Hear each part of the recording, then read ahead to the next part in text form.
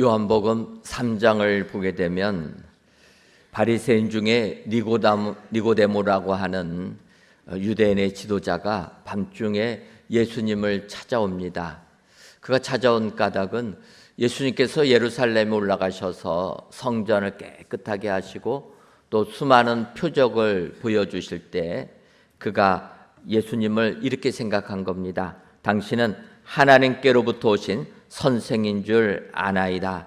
하나님이 함께 하시지 아니하시면 당신이 행하시는 이 표적을 아무도 할 수 없음이니이다. 하늘로부터 오신 예수님을 인정하면서 니고데모가 주님 앞에 찾아 나온 겁니다. 그때 요한복음 3장 3절을 보면 예수께서 대답해 이르시되 진실로 진실로 내게 이르노니 사람이 거듭나지 아니하면 하나님의 나라를 볼 수 없느니라. 이렇게 대답을 해 주십니다. 즉 사람이 거듭 태어나야 된다.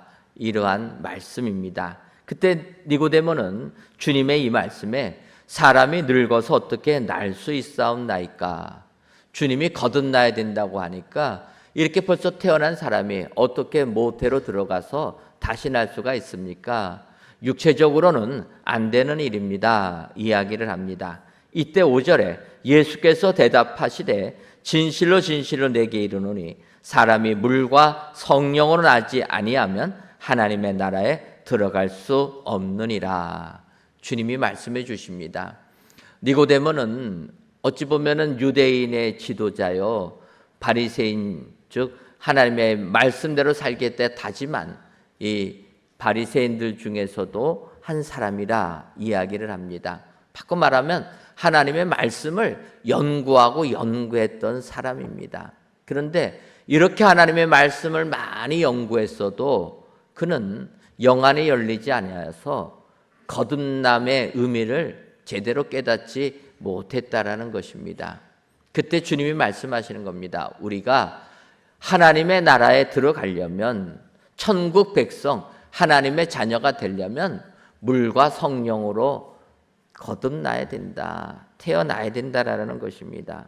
여러분 오늘 주님께서는 우리들에게 말씀하시는 겁니다. 우리가 이 세상을 살 때 세상의 지식 가지고 사는 것이 아니라 하나님이 주시는 물과 성령의 은혜로 다시금 태어나야 된다라는 것입니다. 여러분 그렇지 않습니까? 우리가 처음 예수님 만나고 예수님 믿을 때 우리는 결단을 하는 겁니다. 예수님을 내가 나의 구주로 믿을 때 우리는 얘기하는 겁니다.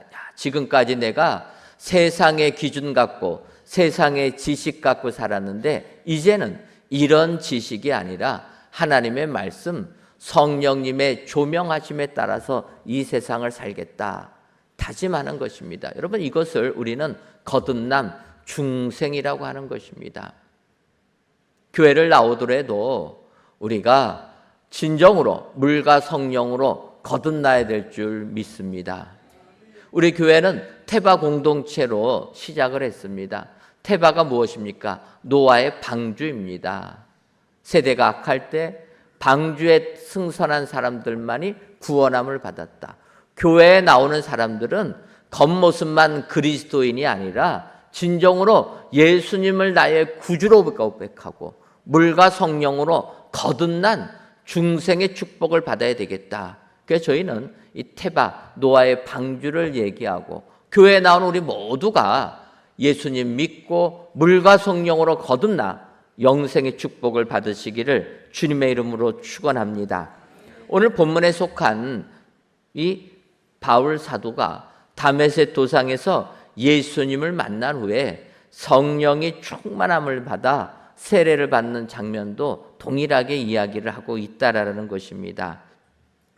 사도행전 9장 17절을 보면 아나니아가 떠나 그 집에 들어가서 그에게 안수하여 이르되 형제 사울아 주곧 내가 오는 길에서 나타나셨던 예수께서 나를 보내어 너로 다시 보게 하시고 성령으로 충만하게 하신다 하니. 우리가 아는 대로 사도 바울을 하나님께서 이방인의 사도로 택하셨다라는 것입니다. 하지만 사도 바울은 예수 믿는 사람을 핍박하는데 앞장서게 됩니다. 이때 다메섹 도상에서 주께서 불러주시고 그에게 성령으로 충만함을 받게 하여서 주의 사도로 삼아주시는 장면이 오늘 본문에 나오는 내용입니다. 따라서 오늘 이 사도 바울이 성령의 충만함을 받아서 주의 일꾼 되는 것들을 살펴보시고 이 예배를 들으신 저와 여러분들도 사도 바울처럼 성령의 충만함을 받아 하나님의 자녀가 되는 것뿐만 아니라 주의 복음을 땅끝까지 증거하시는 은혜의 모든 성도님들이 되시기를 주님의 이름으로 축원합니다.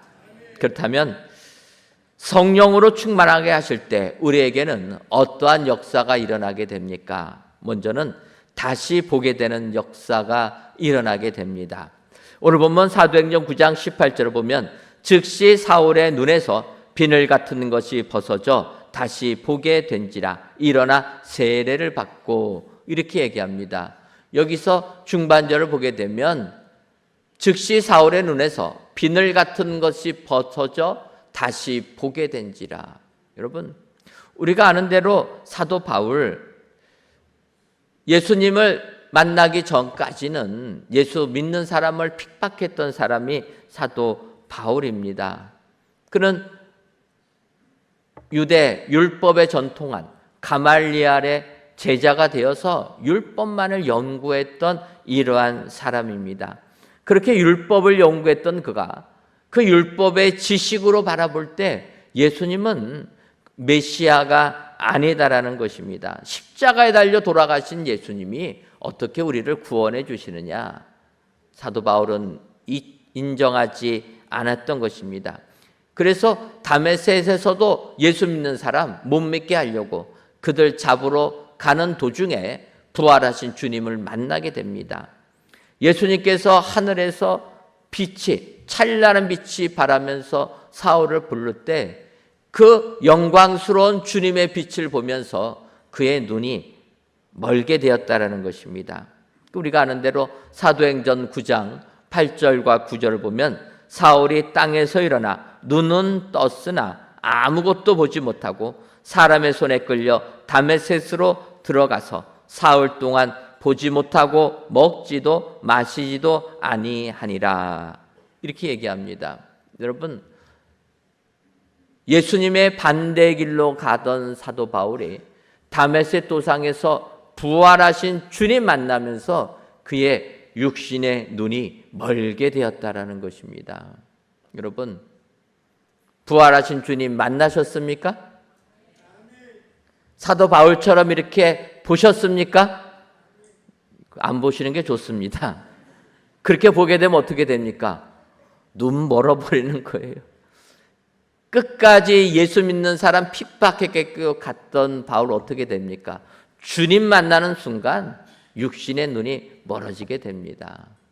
그리고 사람들의 손에 이끌려서 다메섹에 가서 사흘 동안 식음을 전폐하고 기도했다라는 것입니다. 기도할 때 이제 예수님께서 주의 제자 아나니아를 불러서 다메섹에 사는 아나니아를 불러서 사울에게 가서 안수 기도하여 눈을 뜨게 해주라. 주님이 말씀하시는 겁니다. 그 전까지만 해도 사도 바울은 다메섹에 사던 그리스도인, 바꿔 말하면 아나니아 죽이러 간 사람인데 주님께서 아나니아에게 얘기하는 겁니다. 이때 아나니아가 두려워합니다. 예수님, 이 바울은 예수 믿는 사람 죽이러 오는데 어떻게 그에게 가서 기도해 줍니까? 그때 이야기하는 겁니다. 내가 그가 내 이름을 위하여 얼마나 고난을 받을 것을 내가 그에게 보이리라. 그러니까 너는 가서 기도해 주면 된다. 주께서 말씀하실 때 아나니아가 바울에게 가게 됩니다. 그리고 내가 오는 길에서 나타나셨던 예수께서 나를 보내어 너로 다시 보게 하시고 성령으로 충만하게 하신다. 안수기도 할 때 이제 18절에 즉시 사울의 눈에서 비늘 같은 것이 벗어져 다시 보게 된지라. 이렇게 이야기하고 있다라는 것입니다. 사실 바울 사도가 어찌 보면은 육체적으로 눈이 멀었다가 눈이 뜨여지게 됩니다. 그런데 이 모습은 예수님께서 바울에게 사명을 주시기 위하여서 그가 그동안 생각했던 그의 모든 경험과 지식에 멀게 만들고 영적인 눈을 뜨게 하셔서 주의 일꾼 삼으시게 하려고 육체적인 눈을 멀게 하신 것을 볼 수가 있습니다. 여러분, 요한복음 9장을 보게 되면 나면서부터 보지 못하던 맹인이 등장합니다. 그때 예수님께서 그를 보시고 진흙을 누구에 발라가지고 실로암 못가에 가서 눈을 씻으라 명하십니다. 이에 이 나면서부터 맹인됐던 그가 예수님의 명령에 순종해서 실로암 못에 가서 눈을 씻으니까 눈을 뜨게 되었다라고 얘기합니다. 눈을 뜨게 되니까 사람들이 놀라움을 금하지 못합니다. 충격을 받는 것입니다. 그러면서 얘기를 하는데 그날이 안식일이다 보니까 어떤 바리새인들은 이렇게 얘기합니다. 안식일을 지키지 아니하니 이 맹인의 눈을 뜨게 한 예수님은 하느님께로부터 온 자가 아니라 이야기합니다. 그러니까 또 다른 바리새인들은 안식일을 범한 죄인으로서 어떻게 이러한 표적을 행할 수 있느냐 하면서 예수님이 하늘로부터 오신 분이라 인정하는 것입니다. 그러면서 논쟁이 생기게 되면서 이제 이 맹인을 바리새인들이 내보내 버립니다. 그때 맹인이 쫓겨났다는 이야기를 듣고 예수님께서 직접 그 맹인을 만나 주십니다. 그 맹인을 만나니까 맹인이 주님 앞에 이렇게 얘기합니다. 주여, 내가 믿나이다. 그럴 때 요한복음 9장 39절과 40절에 예수께서 이르시되 내가 심판하러 이 세상에 왔으니 보지 못하는 자들은 보게 하고 보는 자들은 맹인이 되게 하려 함이라 하시니 바리새인 중에 예수와 함께 있던 자들이 이 말씀을 듣고 이르되 우리도 맹인인가 이렇게 얘기했다라는 것입니다. 여러분, 맹인이 눈을 떴을 때 바리새인들 율법 가지고 다투기만 합니다. 하나님의 아들이 이 땅에서 놀라운 이적을 보여주시면 하나님의 아들 예수님이라 믿어야 되는데 안식일 가지고 따지고 있습니다. 그때 주님이 이 맹인에게 눈을 뜨게 한 맹인을 보면서 하신 말씀입니다. 내가 심판하러 이 세상에 왔으니 보지 못하는 자들은 보게 하고 보는 자들은 맹인이 되게 하려 함이라.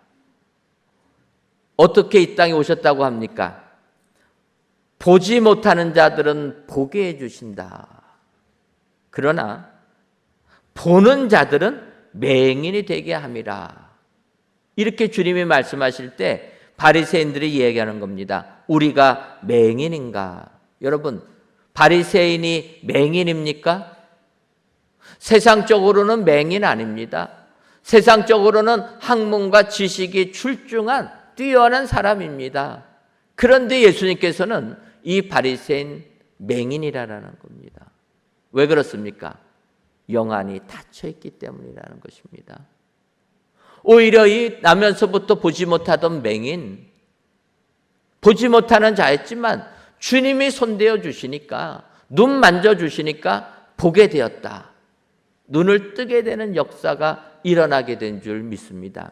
여러분, 지금 우리가 이 세상을 살면서도 지금도 이렇게 살아가는 사람들이 많이 있다라는 것입니다.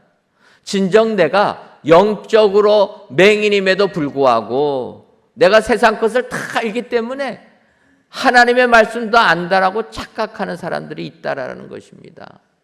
오늘 성경은 이야기합니다. 맹인이라는 것입니다.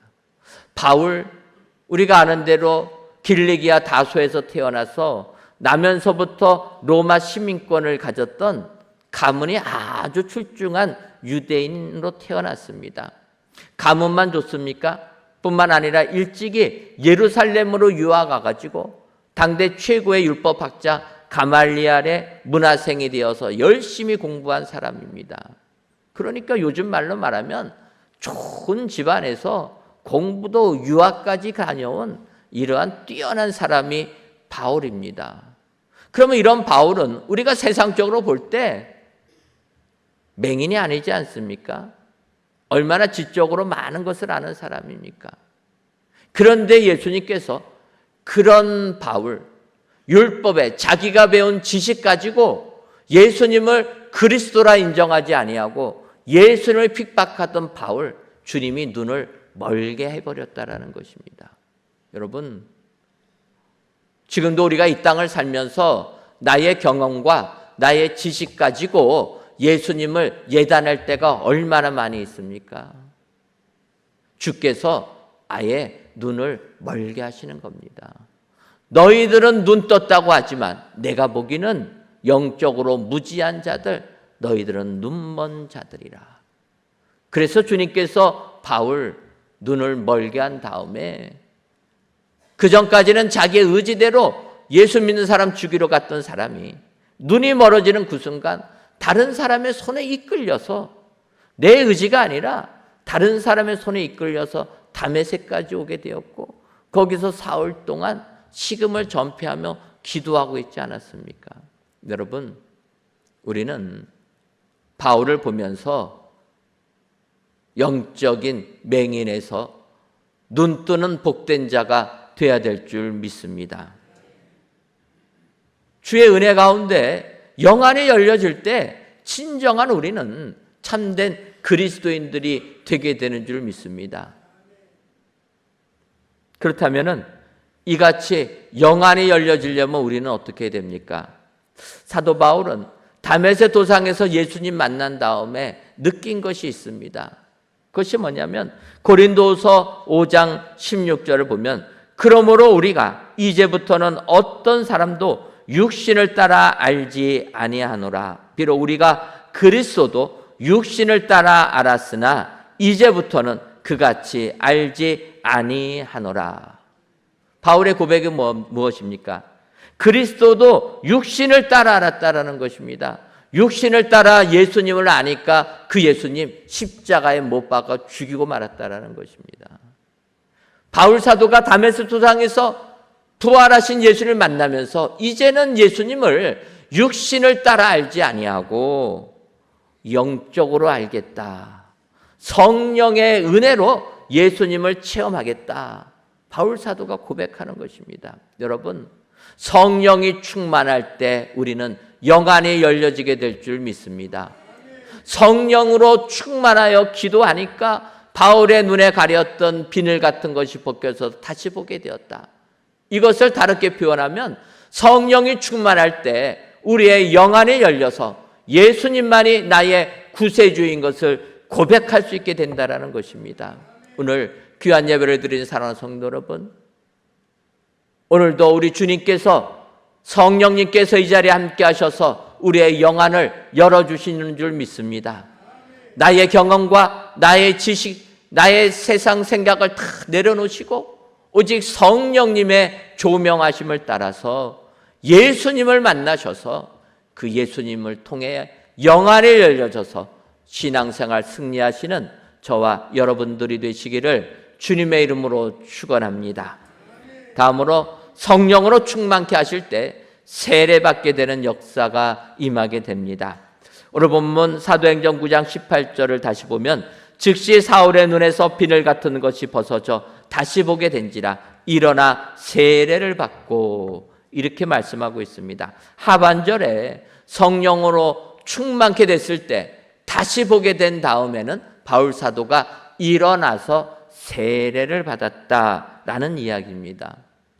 눈을 뜬 것과 세례를 받는 것이 무슨 상관이 있느냐 이야기할지 몰라도 우리가 성령으로 충만함을 받을 때 물 세례를 받는다라는 의미가 되는 것입니다. 여러분, 누구든지 성령으로 아니하고서는 예수를 주시라 할 수 없다. 고린도서에서 말씀하고 있습니다. 그래 우리가 예수님을 나의 구주라 고백하는 그 사람은 성령님으로 고백하는 거기 때문에 누구든지 예수님을 나의 구주로 고백하는 사람 성령이 우리 안에 임재하신 줄 믿습니다. 이렇게 성령이 우리에게 임재하시면 우리는 세례를 받게 된다라는 것입니다. 성경을 보면 이러한 예가 많이 등장하게 됩니다. 사도행전 10장을 보게 되면 이방인 백부장 고넬료를 하나님께서 구원해 주시는 것을 볼 수가 있습니다. 이 경건한 고넬료가 베드로를 청합니다. 근데 베드로가 보니까 이방인이 자기를 부르는 것입니다. 그때까지는 베드로는 이방인에게는 구원이 없다 생각했습니다. 그런 베드로에게 환상이 보여주면서 베드로가 하나님의 말씀에 순종합니다. 고넬료의 집에 갑니다. 고넬료의 집에 가니까 고넬료가 자기뿐만 아니라 자기의 모든 집안 식구들을 다 모아가지고 사도 베드로의 설교를 듣는 것입니다. 베드로가 선포하니까 성경에 이렇게 얘기합니다. 성령이 말씀 듣는 모든 사람에게 내려오시니 베드로와 함께 온 할례 받은 신자들이 이방인들에게도 성령 부어 주심으로 말미암아 놀랐다 이야기합니다. 베드로가 고넬료와 그의 온 식구들에게 말씀을 선포하니까 성령님이 임했다라는 것입니다. 성령님이 임하는 것을 보고 베드로가 얘기합니다. 이 사람들이 우리와 같은 성령을 받았으니 누가 능히 물로 세례 베품을 금하리요. 그래서 베드로가 물 세례를 고넬료와 그 식구들에게 베풀어 준 것을 의미하고 있다라는 것입니다. 여러분, 성령 충만의 역사가 임할 때 우리는 세례, 물 세례도 같이 받게 되는 줄 믿습니다. 주께서 말씀하신 대로 물과 성령으로 거듭나는 역사가, 그래서 하나님의 백성이 되는 역사가 우리에게 일어나고 있다라는 것입니다. 뿐만 아니라 사도행전 8장을 보게 되면 에티오피아 여왕 간다게의 국고를 맡은 네시가 등장합니다. 그는 에티오피아 사람인데 예루살렘에 예배하러 왔다가 이제 돌아가게 됩니다. 돌아갈 때 성령님께서 빌립 집사님에게 얘기하는 겁니다. 따라가서 이 네시를 바라라는 거예요. 빌립 집사님이 성령님의 음성을 듣고 네시가 수레를 타고 돌아가면서 성경 읽는 것을 보고 물어봅니다. 너가 성경을 읽는데 읽는 거 깨닫느냐? 네시가 얘기하는 겁니다. 지도해 주는 사람이 없으니 어찌 깨달을 수 있겠느냐? 그러면서 빌립 집사님 수레 안으로 올라오라 해가지고 말씀을 듣습니다.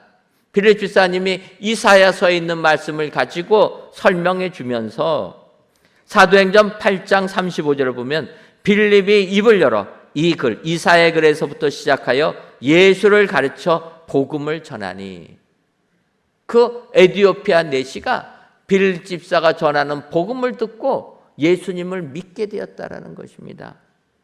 예수님을 믿는 그 순간 수레가 가다 보니까 물이 있는 겁니다. 네시가 얘기하는 거예요. 물이 있으니 내가 세례를 받음에 무슨 거리낌이 있느냐.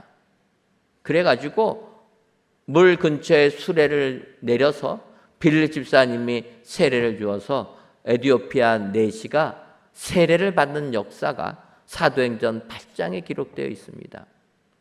성경은 성령이 우리에게 임하게 되면 우리는 세례를 받는다고 이야기하는 것입니다. 지금도 교회 나오시면서 세례를 안 받으신 분들이 계십니다. 여러분, 세례 받는 거 어렵게 생각하지 마시기 바랍니다. 내가 예수를 그리스도로 믿는다 고백하는 그 고백은 성령님이 나에게 임하지 아니하고서는 할 수 없는 거기 때문에, 내가 예수를 믿는다 고백하는 사람은 벌써 성령님이 임하셔서 물 세례 받는 것 같이 이루어져야 된다라는 것입니다. 오늘도 혹시라도 이 예배를 들으시면서 세례 받지 아니하신 분들 계시면 이 말씀 생각하시면서 가을에 베푸는 세례식에 꼭 신청하시기 바랍니다. 성령 충만한 자는 세례를 받는다라는 것입니다. 오늘도 세례 받아서 진정으로 주의 일꾼들이 다 되시기를 주님의 이름으로 축원합니다. 마지막으로 성령으로 충만하게 하실 때 복음 증거하는 역사가 일어나게 됩니다. 사도행전 9장 20절을 보면 즉시로 각 회당에서 예수가 하나님의 아들이심을 전파하니, 이렇게 말씀하시고 22절은 사울은 힘을 더 얻어 예수를 그리스도라 증언하여 다메섹에 사는 유대인들을 당혹하게 하니라. 사도 바울이 성령으로 충만함을 받게 되니까 영안이 열려지고 세례를 받습니다. 그리고 세례를 받은 그 즉시 다메섹에 사는 사람들에게 가가지고 복음을 전했다라는 것입니다. 예수를 그리스도라 하나님의 아들이라 증언하니까 다메섹에 있는 사람들이 당혹할 정도로 그는 말씀을 전했다라는 것입니다. 여러분, 주의 말씀을 잘 증거하고 계십니까? 대답이 없을 줄 알았습니다. 성령이 충만한 자들은 자연스럽게 당연하게 나가서 정했다라는 거예요. 여러분, 성령 충만받기를 원하십니까? 우리가 사도행전 2장 2절부터 4절을 보게 되면 오순절 마가의 다락방에 임하시는 성령님의 역사를 설명하고 있습니다. 호련히 하늘로부터 급하고 강한 바람 같은 소리가 있어 그들이 앉은 온 집에 가득하며 마치 불의 혀처럼 갈라지는 것들이 그들에게 보여 각 사람 위에 하나씩 임하여 있더니 그들이 다 성령의 충만함을 받고 성령이 말하게 하심을 따라 다른 언어들로 말하기를 시작하니라.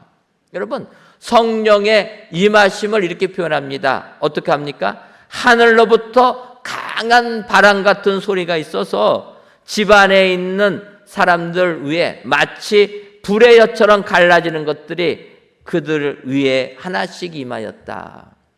바람 같은 소리가 들리다가 불의 혀 같은 것이 각 사람 머리 위에 갈라져서 그 위에 앉게 되었고, 그렇게 앉게 되니까 그들이 다른 언어들로 말하기를 시작했다. 여러분, 성령의 충만함을 받게 될 때 방언의 은혜가 임하게 되는 줄 믿습니다.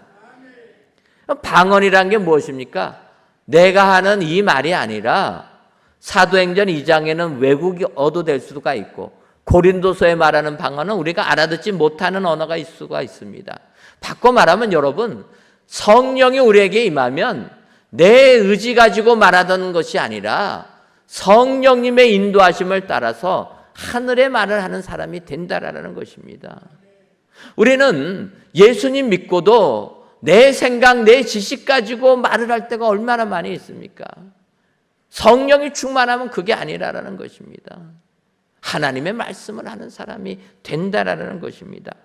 그리고 이렇게 성령이 충만할 때 사도들은 나가서 복음을 전하게 됩니다. 사도행전 2장 41절을 보면 그 말을 받은 사람들은 세례를 받음에 그날의 신도의 수가 3,000이나 더하더라. 성령 충만함을 받은 사람들이 나가서 복음을 전해서 그날에 3,000명이 회개하고 돌아왔다라는 것입니다. 바꿔 말하면 성령으로 충만하게 될 때 우리는 복음을 증거하는 사람이 된다라는 것입니다. 뿐만 아니라 이렇게 복음을 증거하니까 얼마나 많이 핍박을 합니까? 사도들 복음 전하다가 성령의 강림하심의 축복을 받고 복음 전하다가 감옥에 갇히는 것 아닙니까? 매 맞는 것 아닙니까? 그럴 때 그들이 이렇게 고백합니다. 사도행전 5장 41절을 보면 사도들은 그 이름을 위하여 능욕받는 일에 합당한 자로 여기심을 기뻐하면서 공의 앞을 떠나니라. 어떻게 얘기합니까? 능욕받는 일에 합당한 자로 여기심을 기뻐했다.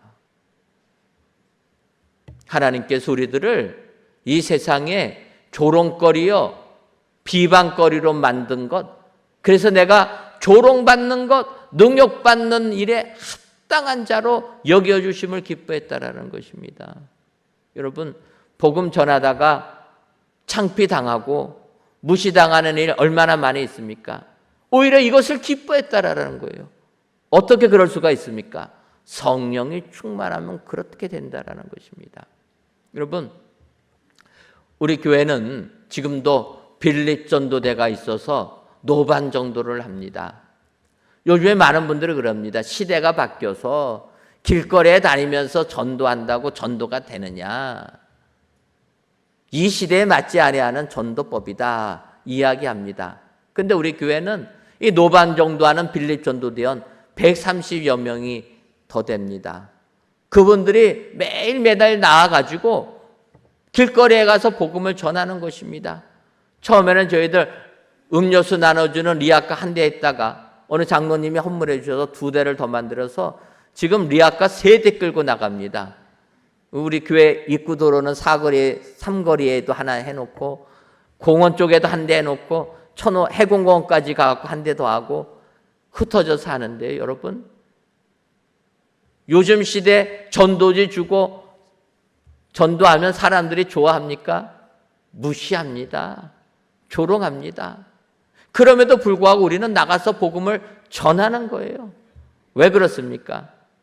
성령이 충만하면 복음을 전했기 때문에, 우리가 성령님이 우리에게 임하기 때문에 전도대원들이 세상이 뭐라 하든지 나가서 복음을 전하는 것입니다. 오히려 세상 사람들이 무시하고 전도지 집어 던지고 뭐라고 하면 능욕받는 일에 합당한 자로 여기심을 기뻐하면서 여러분 전도하는 것 아닙니까? 표시가 나든 안 나든 여러분, 전도대원들이 겨울에는 조금 쉬고 여름철에도 조금 쉽니다. 근데 여러분 보십시오. 빌립 전도대가 쉬면은요, 주일날 등록하는 교인이 없어요. 그런데 전도대원 계약해가지고 이제 전도하잖아요. 그러면 주일에 그 전도대원들이 전도한 사람 등록합니다. 표시 안 나지만 누가 뭐라고 해도 길거리 나가서 전도하니까 예수 믿는 사람 만나게 되고 그들이 교회에 오게 되는 것입니다. 우리는 진정으로 성령으로 충만케 하는 역사가 우리에게 임해야 될 줄 믿습니다. 성령으로 충만케 된 자, 오늘 말씀합니다. 다시 보게 되는 역사가 임하고, 성령으로 충만케 된 자, 세례받을 뿐만 아니라 나가서 복음을 전하는 자가 된다. 오늘도 이러한 분들 다 되셔서 성령으로 충만하셔서 주께 영광 돌리는 은혜의 모든 성도님들이 되시기를 주님의 이름으로 축원합니다.